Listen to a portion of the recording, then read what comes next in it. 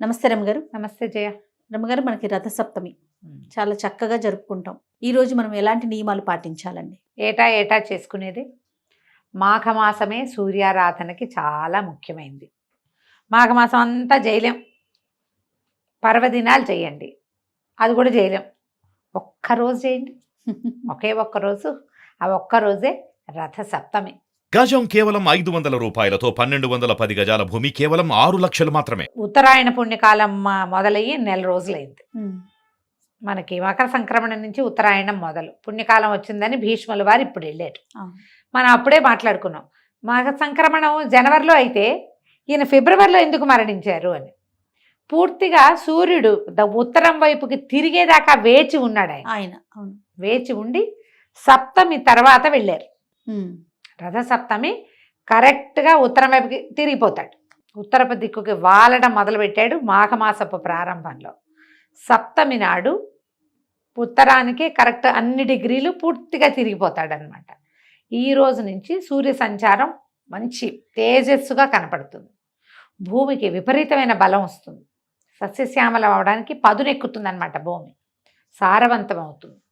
చాలా మంచి పర్వదినం, ఆరోగ్యానికి కూడా అత్యంత అవసరమైనది. ఈ రథసప్తమికి ఎన్ని విశేషాలు చెప్పుకోగలమో మనం. టైమే అసలు రోజు నుంచే జీవితం మారిపోయినట్టు అయిపోతుంది.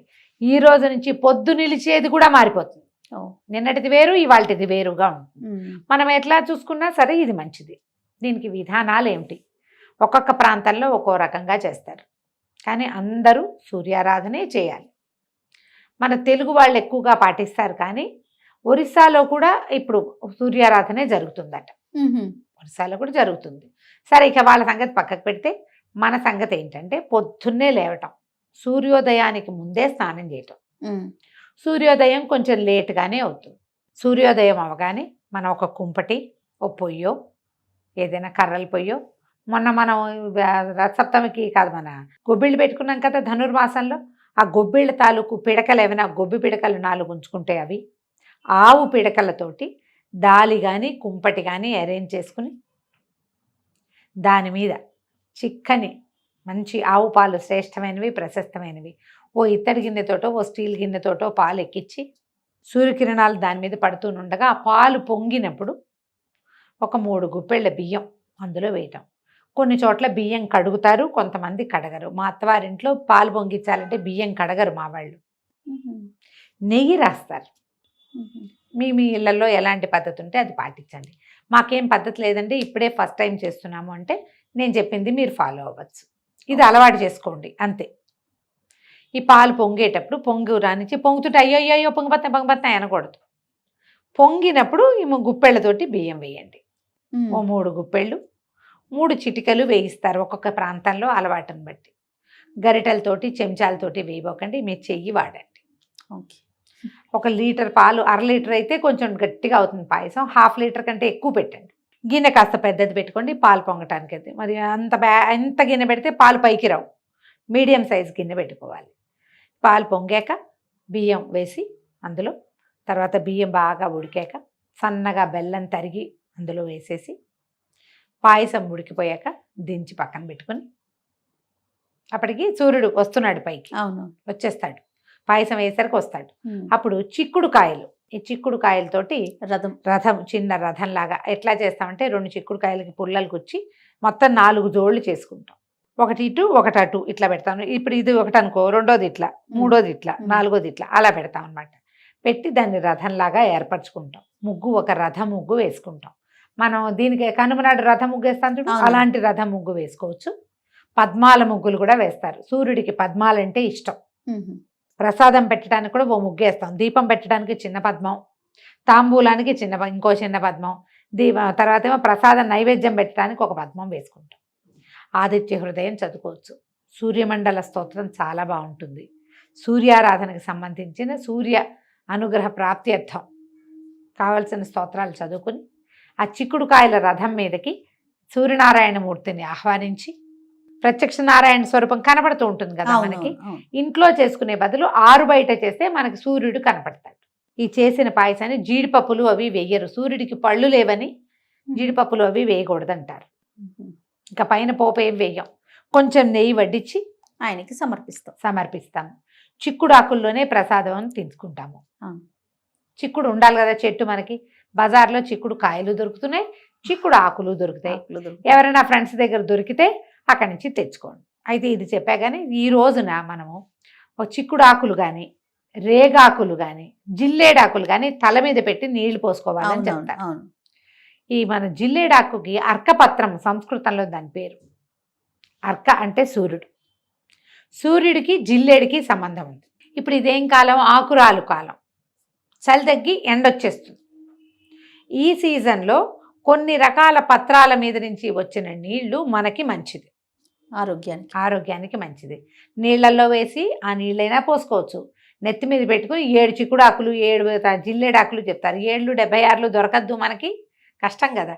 ఓడి దొరికినా సరే జిల్లేడాకు, చిక్కుడాకు లేదా రేగుపళ్ళు, రేగుకి మదరి ఫలము సూర్యబింబము సమానం అని చెప్తారు. అందుకే మనం ఏం చేస్తాము, దీనప్పుడు మన పండగ రోజుల్లో సంక్రాంతి పండగప్పుడు భోగి పళ్ళు పోసుకుంటాం. భోగి పండగ నాడు సూర్యారాధనలో అదొక భాగం. రేగు పండైనా పెట్టుకుని నెత్తి మీద నీళ్ళు పోసుకోవచ్చు. తల స్నానాలు చేయటం ఇదేంటంటే రథసప్తమి నాడు నూనె పెట్టుకుని స్నానం చేస్తున్నట్టుగా కనపడదు. అభ్యంగనాలు చెయ్యరు రథసప్తమికి. పర్వదినం కదా ఇది, పండుగ కాదు. అవునులేండి. రథసప్తమి పర్వదినం.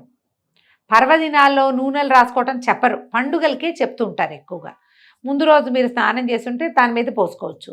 ఇప్పుడు మనకు అవకాశం ఉంది కాబట్టి కాస్త షాంపువో, కాస్త సున్నిపిండో, లేదా 2 కుంకుడుకాయలు నురుగో తల రుద్దుకోండి, మీకు చికాకు లేకుండా. ఓకే. పిల్లలకు కూడా ఈ ఆకులు వేడి నీళ్ళ స్నానమే చెప్తారు. ఆకు పెట్టుకుని వేడి నీళ్ళు పోసుకోవటమే. పొద్దున్నే స్నానం చేసేయాలి. ఈ సూర్యారాధన మనం ఈ 4 రోజులు చేస్తాం. నెల చేయలేకపోతే ఇవి చేసుకోండి, రథసప్తమి చేసుకోండి. ఏవైనా నోములు అవి పట్టదలుచుకున్న వాళ్ళు రథసప్తమి నాడు నోము పట్టుకోవచ్చు. ఏ నోమైనా రథసప్తమి నాడు మొదలు పెట్టుకుంటారు.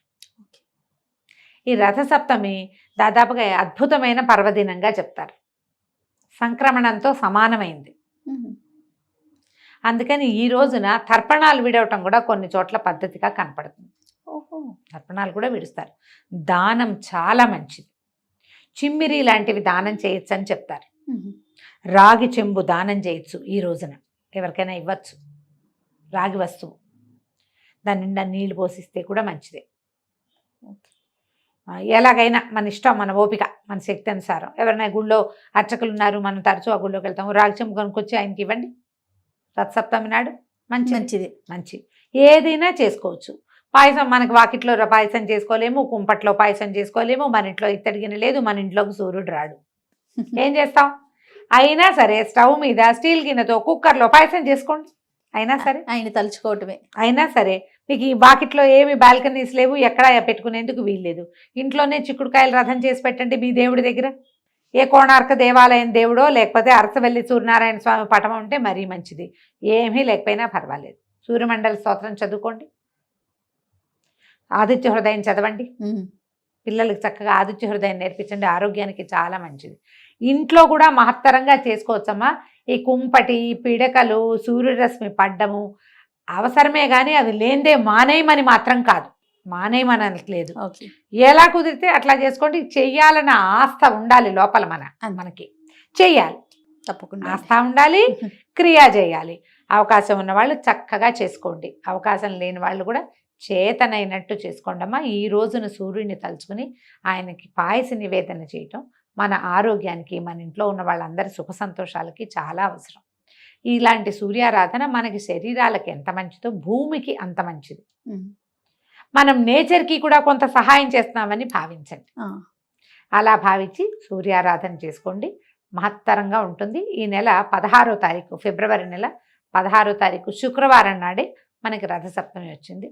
పర్వదినాన్ని చక్కగా జరుపుకోండి. ఈ రోజున కొట్లాటలు, గొడవలు, పోట్లాటల్లోకి వెళ్ళబోకండి. ప్రత్యక్షంగా కనీసం మేడ మీదకి వెళ్ళి వాకిట్లో వాకింగ్కి వెళ్ళైనా సూర్యనారాయణ మూర్తిని ఒక మాట కంటితో చూడండి, అది ఇంకా చాలా మంచిది. తప్పకుండా. నమస్తే. నమస్తే.